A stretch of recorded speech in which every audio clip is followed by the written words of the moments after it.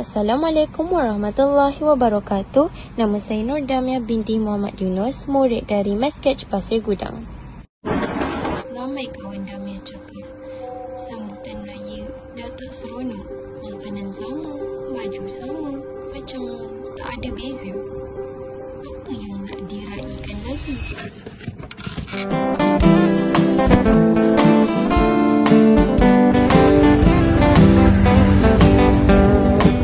Tapi mungkin bukan raya yang makin bosan. Mungkin kita yang lupa caranya. Semua sibuk dengan hal masing-masing sampai tak ingat apa yang membuat raya istimewa.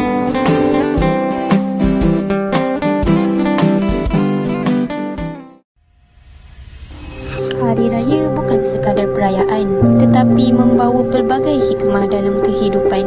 Antaranya ialah mempereratkan silaturahim, di mana ahli keluarga, saudara mara dan sahabat saling berkunjung dan bermaafan. Selain itu, ia mengajar kita bersyukur atas nikmat yang diberikan, terutamanya selepas menjalani ibadah puasa.